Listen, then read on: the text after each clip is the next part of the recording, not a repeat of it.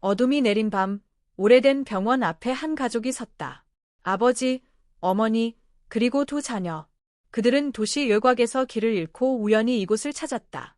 간판은 반쯤 부서져 있었고 성운 병원이라는 글자가 희미하게 빛났다. 비도 오는데 잠깐 들어가서 쉬자. 아버지가 말했다. 문은 녹슬어 있었지만 가볍게 밀착기 소리를 내며 열렸다. 차가운 공기와 함께 썩은 냄새가 밀려왔다. 아이들은 팔을 꼭 잡았다. 엄마, 이 병원 이상해. 괜찮아. 조금만 있다 가자. 그러나 안쪽에서 들려온 소리는 분명 사람의 숨소리 같았다. 하! 하! 누군가 어둠 속에서 그들을 지켜보고 있었다. 아무도 없는데 발자국 소리만이 복도를 울렸다. 비는 점점 거세졌다. 로비에는 오래된 휠체어와 부서진 침대가 널려 있었다. 불이 깜빡이며 희미하게 켜졌다 꺼졌다. 여긴 전기가 아직 살아있나 봐요. 어머니가 중얼거렸다. 그러나 그 순간 스피커에서 삐 하는 잡음이 났다. 환자 304호 수술 준비를 하세요.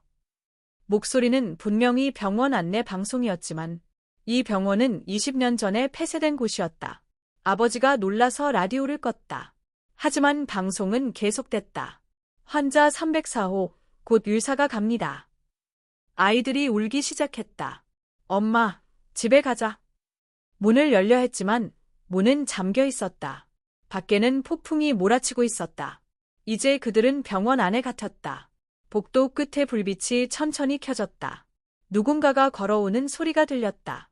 혹시 경비 아저씨인가요? 아버지가 조심스럽게 외쳤다. 그러나 어둠 속에서 나온 것은 사람의 형체가 아니었다. 하얀 가운을 입은 의사였지만 얼굴이 없었다. 피로 얼룩진 가운 끝에서 물이 뚝뚝 떨어졌다. 환자, 도망가면 안 돼요. 그 목소리는 너무 차가웠다. 가족은 비명을 지르며 로비 뒤쪽으로 달아났다. 아버지가 아이들을 품에 안았다. 그러나 그 의사는 어느새 복도 반대편에 서 있었다. 수술은 아직 끝나지 않았어요. 조명이 깜빡이며 병원 전체가 흔들렸다. 누군가의 웃음소리가 들렸다. 환자들은 항상 돌아오니까요. 가족은 지하실로 내려갔다. 낡은 계단은 삐걱거렸고 벽에는 오래된 혈흔이 남아있었다. 여긴 옛날 수술실 같아. 어머니가 떨리는 목소리로 말했다. 벽에는 낡은 수술 도구들이 걸려 있었다. 칼, 가위, 그리고 녹슨 바늘들. 아이들은 울음을 삼키며 서로를 꼭 껴안았다. 그때 형광등이 밭 하고 터졌다. 순간 지하실은 완전한 어둠에 잠겼다. 어둠 속에서 발자국이 들렸다. 저기, 누구세요? 아버지가 물었다. 대답은 없었다. 대신 누군가의 손이 어깨를 스쳤다. 그리고 낮은 속삭임이 들려왔다. 환자 가족, 맞죠? 그 목소리는 너무 가까웠다. 아버지가 손전등을 켜자 바로 앞에 하얀 얼굴이 있었다. 눈이 없고 입만 크게 벌려 있었다. 아! 가족은 비명을 지르며 도망쳤다.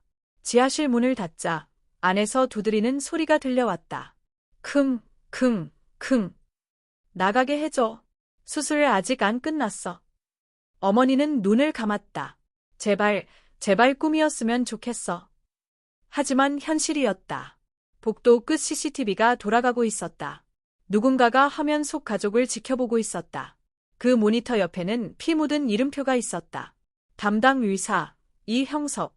형석은 병원 근처를 지나던 청년이었다. 폭우 속에서 우연히 비명소리를 들었다. 도와주세요. 누구 없어요. 그는 망설이지 않고 병원 안으로 뛰어들었다. 문은 이미 반쯤 열려 있었다. 여기 누구 있어요? 대답 대신 피비린내가 코를 찔렀다. 복도에 흩어진 발자국 자국, 그리고 떨어진 인형 하나. 누군가 갇혀 있겠군. 그는 손전등을 켜고 조심히 걸었다. 벽에는 304호는 가지 마세요라고 적혀 있었다. 하지만 이상하게도 그 문만이 밝게 빛나고 있었다. 형석은 주저하지 않았다. 그 문을 열었다. 그리고 숨이 멎었다. 방 안에는 가족의 흔적이 있었다. 옷가지, 신발, 그리고 피 묻은 손자국. 침대 위에는 누군가가 누워 있었다. 아! 도와주세요. 희미한 목소리가 들려왔다. 그는 가까이 다가갔다. 그러나 이불을 걷자 거기엔 사람의 형체가 아니었다. 마네킹처럼 목이 돌아간 시체였다. 순간 문이 쾅 닫혔다. 불이 꺼지고 스피커에서 목소리가 나왔다. 율사 이형섭, 수술을 시작합니다. 그는 숨을 삼켰다. 이건 내 이름인데. 누군가 그의 귀에 속삭였다. 너는 이미 이곳의 의사야. 형석은 정신이 아찔해졌다. 눈앞이 어지럽고 머릿속에 이상한 기억이 스쳤다. 수술실, 피, 그리고 울부짖는 환자들. 설마 나도 여기에 있었던 건가? 그는 손을 보았다. 손끝이 피로 젖어 있었다. 아니야, 이건 꿈이야. 그는 고개를 저었다. 하지만 스피커에서 또다시 방송이 나왔다. 율사 선생님, 가족 환자분이 기다리고 있습니다. 복도 끝에서 불이 켜졌다. 그곳에는 가족이 서 있었다. 그러나 그들의 눈빛은 텅 비어 있었다. 그리고 그들이 동시에 말했다. 우릴 구해줘, 율사님. 형석은 한 걸음 물러났다. 아니야, 나는 율사가 아니야. 그러자 가족의 얼굴이 일그러지며 피를 흘리기 시작했다. 거짓말하지 마. 내가 우리를 이렇게 만들었잖아. 그의 머릿속에 수술 장면이 번쩍였다. 수술대 위에서 울부짖는 아이. 절망하는 어머니. 그는 손에 들린 메스를 떨어뜨렸다. 그건 내가 한 게 아니야. 복도에 피가 퍼지며 벽에 글자가 새겨졌다. 율사는 죄를 잊지 않는다. 그는 비명을 지르며 뛰쳐나갔다. 그리고 복도 끝에서 문 하나를 발견했다. 그 문에는 이렇게 적혀 있었다. 출구. 형석은 문을 열었다. 하지만 문 너머는 또 다른 병실이었다. 여긴 나갈 수 없는 곳이야. 어딘가에서 수와 같은 소녀의 목소리가 들렸다. 이 병원은 살아있는 사람을 가두는 곳이야. 형석은 주위를 둘러보았다. 벽에 시계가 있었다. 바늘은 3시 4분을 가리키고 있었다. 304호. 그 순간 깨달았다. 이 병원은 죽은 환자들이 아닌 죄를 짓고 도망친 율사들을 위한 감옥이었다. 그래서 내가 불려온 거구나. 그는 눈을 감았다. 그리고 어둠 속에서 누군가의 손이 그의 어깨를 잡았다. 이제 수술을 시작할 시간이에요. 형석은 숨을 몰아쉬며 복도를 뛰었다. 누군가 아직 살아있을지도 몰라. 그는 마음속에서 끊임없이 되뇌었다. 깜빡이는 전등 아래 그림자들이 춤추듯 흔들렸다. 복도 끝에서 울음소리가 들렸다. 작은 아이의 울음이었다. 살려주세요. 형석은 조심스럽게 문을 열었다. 그곳엔 여자아이 하나가 있었다. 온몸이 피투성이었지만 아직 숨이 있었다. 괜찮아, 내가 도와줄게. 그가 손을 내밀자 아이는 천천히 고개를 들었다. 율사 선생님, 다시 수술할 거예요. 그 말에 형석의 등골이 오싹해졌다. 아니야, 절대 그러지 않을 거야. 하지만 아이의 입술이 천천히 웃음으로 변했다. 늦었어요. 이미 다 끝났거든요. 아이의 눈에서 피눈물이 흘러내렸다. 순간 형석은 뒤로 물러났다. 아이의 몸이 서서히 사라지기 시작했다. 피가 허공으로 증발하며 글자를 만들었다. 304호로 가라. 형석은 몸이 굳었다. 또 304호. 대체 뭐가 있는 거지? 그는 결심했다. 모든 걸 끝내야 해. 손전등을 들고 복도 끝으로 향했다. 발걸음마다 메아리가 울렸다. 탁, 탁, 탁. 병원 전체가 숨을 쉬는 듯한 소리를 냈다. 환자 이송 준비 완료. 스피커에 안내음이 따라왔다. 304호 앞에 도착했을 때 문은 살짝 열려 있었다. 안에서는 희미한 심장박동 소리가 들렸다. 두근, 두근. 그는 천천히 문을 밀었다. 침대 위에는 가족이 모두 누워 있었다. 눈은 감겨 있었고 얼굴엔 산소 마스크가 씌워져 있었다. 살아있잖아. 형석이 다가가자 어머니의 손이 그의 손목을 꽉 잡았다. 또 망쳐요. 그 말과 동시에 불이 꺼졌다. 어둠 속에서 기계음이 들렸다. 수술 시작. 갑자기 침대들이 동시에 움직였다. 가족의 몸이 강제로 수술대 위로 고정되었다. 안 돼! 형석이 소리쳤다. 벽이 갈라지며 낡은 모니터가 나타났다. 그 화면엔 형석의 얼굴이 비쳤다. 이형석 의사, 당신은 환자들을 살리지 못했습니다. 기계음이 냉정하게 말했다. 그들의 죽음은 당신의 손에 있었죠. 형석은 머리를 감쌌다. 그건 내 잘못이 아니야. 그럼 누구의 잘못이죠? 영상 속에서 환자들의 얼굴이 하나씩 나타났다. 아이, 어머니, 아버지, 그리고 마지막으로 그 소녀. 그들은 모두 울며 요쳤다. 우리의 고통을 잊었나요? 모니터가 터지며 불꽃이 튀었다. 벽에 피로 쓰인 글자가 선명했다. 죄는 반복된다. 형석은 무릎을 꿇었다. 눈물과 피가 얼굴을 타고 흘렀다. 그래, 나 때문이었어. 그의 기억이 점점 되살아났다. 몇 년 전 이 병원에서 그는 실수를 했다. 수술 중 마취제가 잘못 들어가 환자 가족이 모두 사망했다. 그날 이후 병원은 폐쇄되었다. 그는 그 사실을 잊으려 도망쳤다. 하지만 이곳은 그를 다시 불러냈다. 그래서 내가 여기에 돌아온 거야. 그는 숨을 고르며 결심했다. 이번엔 구해낼 거야. 그는 수술 도구를 챙겼다. 그리고 피 냄새가 가득한 방을 나섰다. 밖에서 문득 아이의 웃음소리가 들려왔다. 선생님, 이번엔 실수하지 마세요. 그 웃음은 냉정하고도 슬펐다. 형석은 복도를 따라 걸었다. 어디선가 삐걱거리는 휠체어 소리가 따라왔다. 뒤돌아보면 아무도 없었다. 내 환자들이 나를 따라오는 건가? 그는 한숨을 내쉬었다. 갑자기 천장에서 피가 한 방울 떨어졌다. 고개를 들어보니 천장에 사람이 매달려 있었다. 아! 그는 뒤로 넘어졌다. 시체의 입이 열렸다. 우릴 버리지 말라고 했잖아. 그 순간 병원 전체가 흔들리기 시작했다. 경보등이 켜지고 스피커가 울렸다. 환자들이 깨어납니다. 병원 전체에서 비명이 터져나왔다. 아! 각 병실의 문이 하나씩 열렸다. 썩은 환자들이 기어나오기 시작했다. 형석은 숨을 몰아쉬며 달렸다. 이건 악몽이야. 현실일 리 없어. 하지만 그들의 손길은 너무 차가웠다. 손이 닿을 때마다 살이 썩어갔다. 안 돼. 멈춰. 그는 수술용 칼을 휘둘렀다. 그러나 그들은 멈추지 않았다. 우리 치료해줘요, 요사님. 목소리는 울음과 웃음이 섞여 있었다. 형석은 복도 끝에 비상문으로 뛰었다. 그러나 문 위에는 붉은 글씨가 있었다. 출구는 없다. 형석은 벽을 손으로 쳤다. 나가게 해줘. 그러나 벽은 피처럼 젖어 있었다. 그의 손바닥에 뜨거운 통증이 느껴졌다. 이건 진짜지? 꿈이 아니야. 그는 무릎을 꿇고 울었다.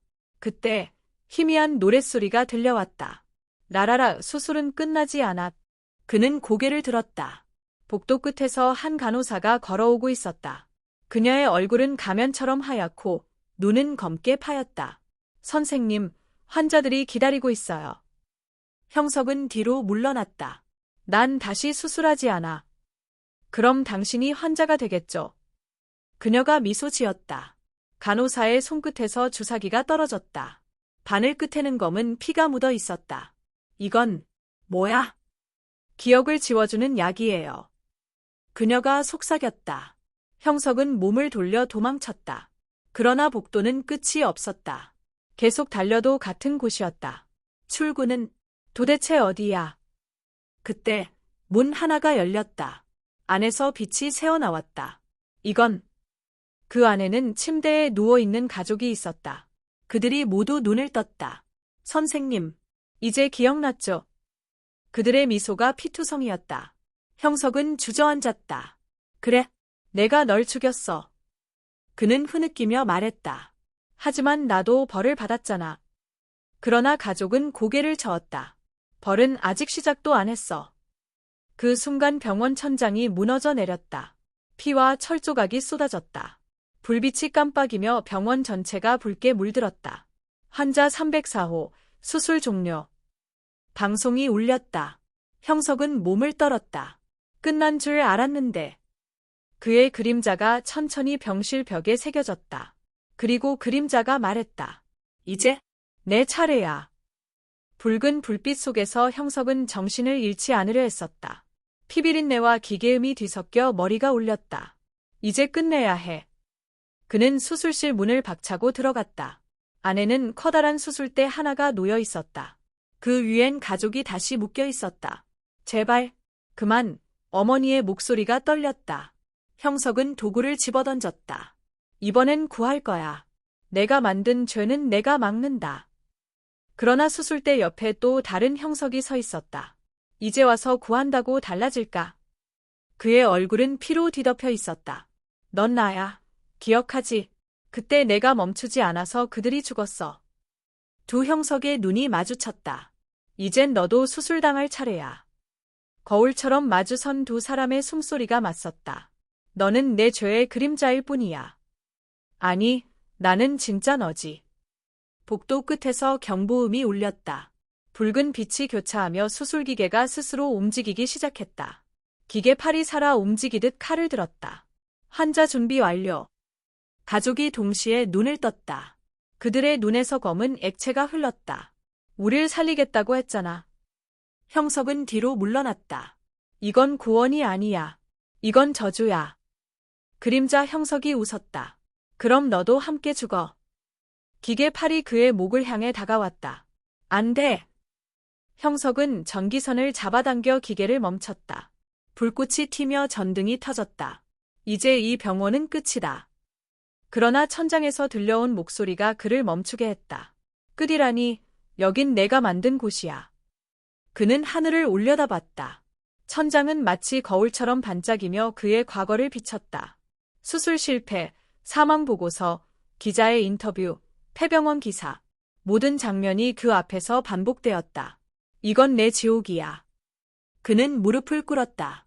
그 순간 어머니의 손이 그의 어깨에 닿았다. 지옥이라도 괜찮아요. 당신이 우리 곁에 있다면. 그녀의 눈물이 그의 손등에 떨어졌다.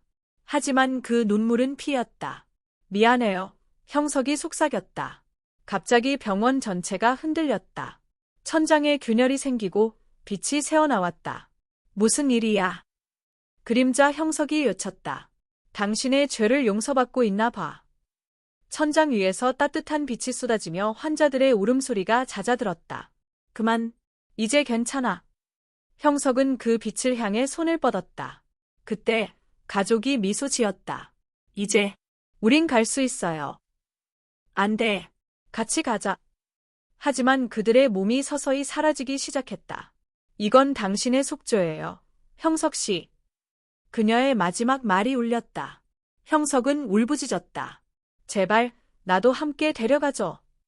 그러나 빛은 사라지고 병원은 다시 어둠에 잠겼다. 이건 뭐지? 그림자 형석이 웃었다. 속죄는 끝나지 않아. 넌 살아남았어. 아니, 난 죽었어야 했어. 그게 내 벌이지. 형석은 피 묻은 바닥에 쓰러졌다. 어둠 속에서 발자국 소리가 들렸다. 형석 씨. 낯선 목소리였다. 그는 고개를 들었다. 하얀 복장의 한 남자가 서 있었다. 당신은 누구지? 그가 미소 지었다. 새로운 의사입니다. 당신의 교대 시간이에요. 그 말에 형석의 눈이 커졌다. 무슨 뜻이야? 새로운 의사는 클립보드를 넘기며 말했다. 환자 304호, 상태 안정. 그건 내 환자야. 이제 제 환자죠. 형석은 혼란스러웠다. 이 병원은 끝났다고. 아니요, 여긴 끝나지 않아요. 남자는 천천히 걸어가며 벽에 손을 얹었다. 그 순간 벽이 다시 살아 움직였다. 피의 줄기가 천천히 흘러내렸다. 당신도 알잖아요. 이 병원은 죄의 순환을 멈추지 않아. 그는 미소 지으며 말했다. 당신은 이제 환자예요, 형석 씨. 무슨? 형석은 몸이 굳어갔다. 마치 시작합니다. 주사기가 그의 목에 꽂혔다. 으악! 열식이 흐려지고 눈앞이 번졌다. 이건 꿈이야. 그러나 그의 손에 수술복이 입혀졌다. 환자 준비 완료.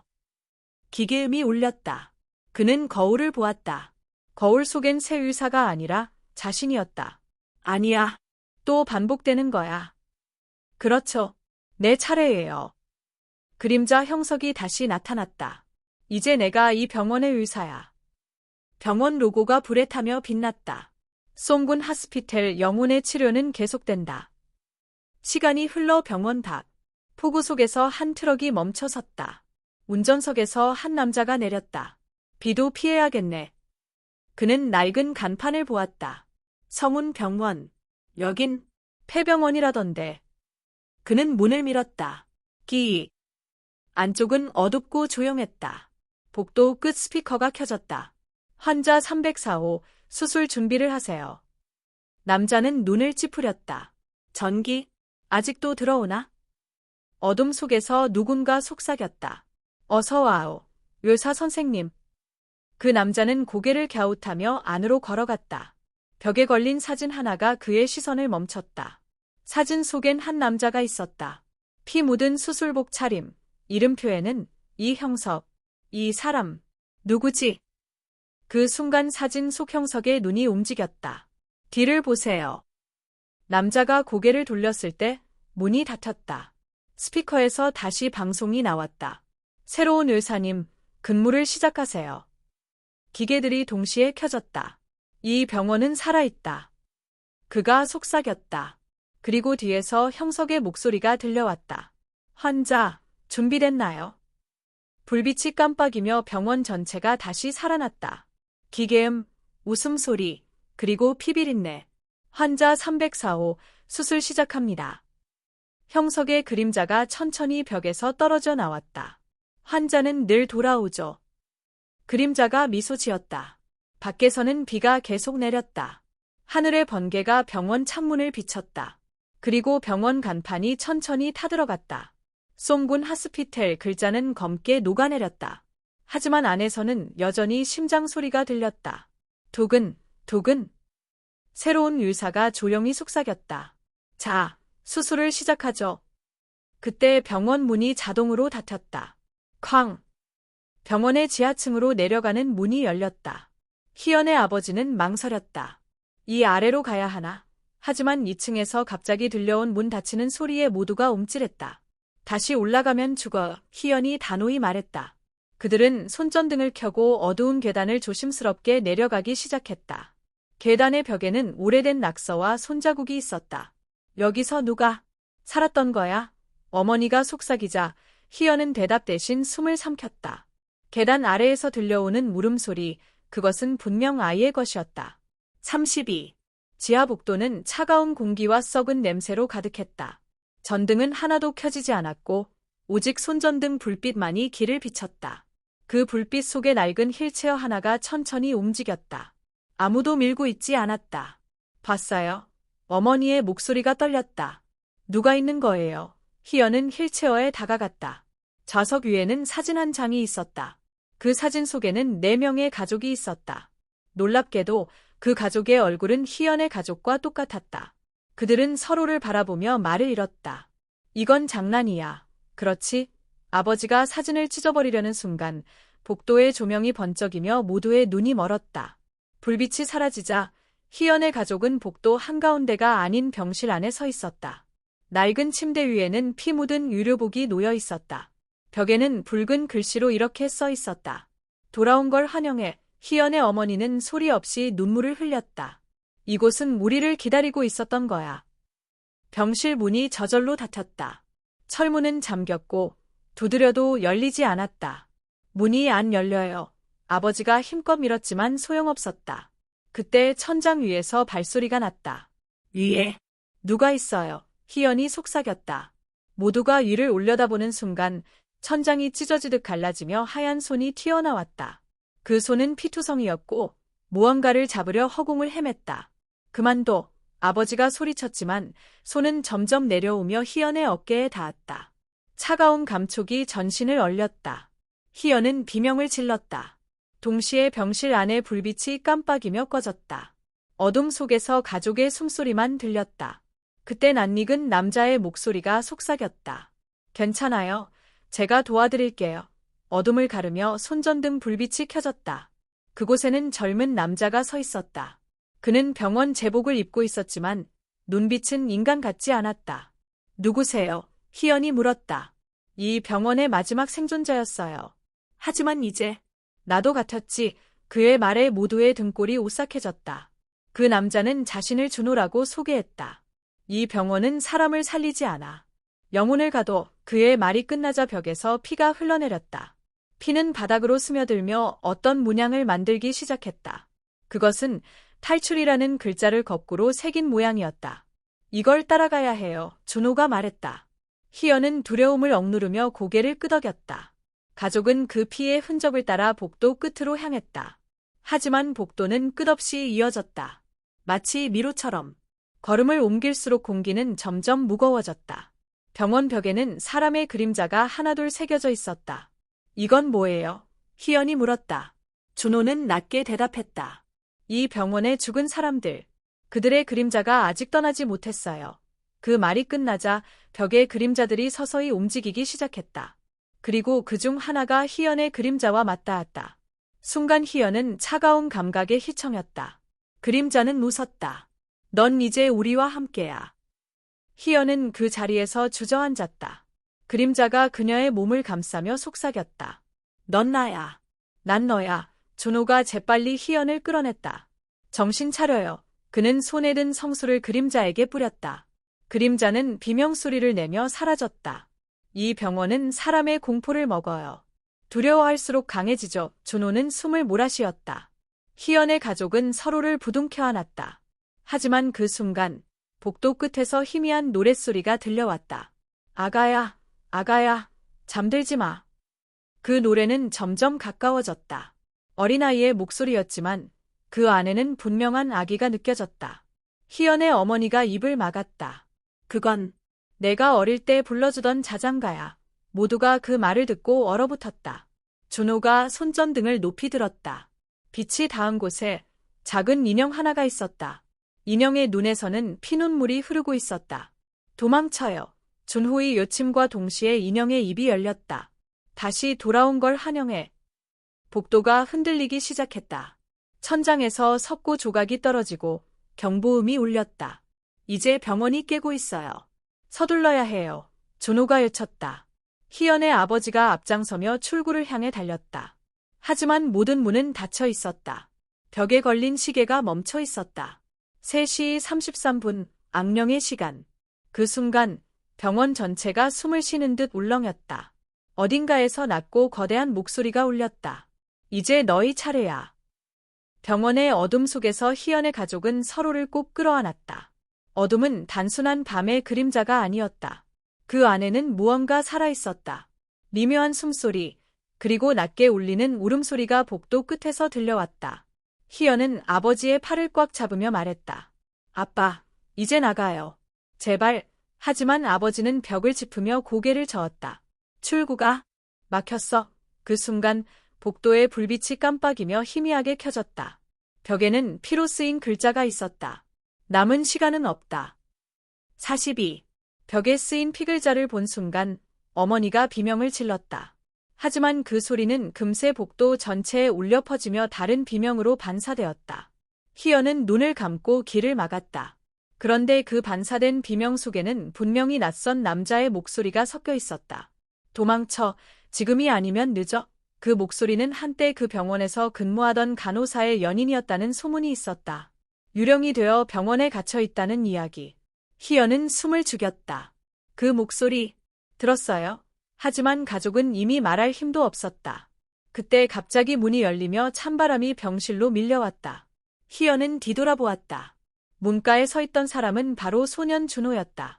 그는 손전등을 들고 있었고 얼굴에는 땀과 피가 섞여 있었다. 여기 있었군요. 빨리 따라와요. 시간이 없어요. 그의 목소리는 급박했지만 단단했다. 희연의 가족은 그를 따라 복도로 나왔다.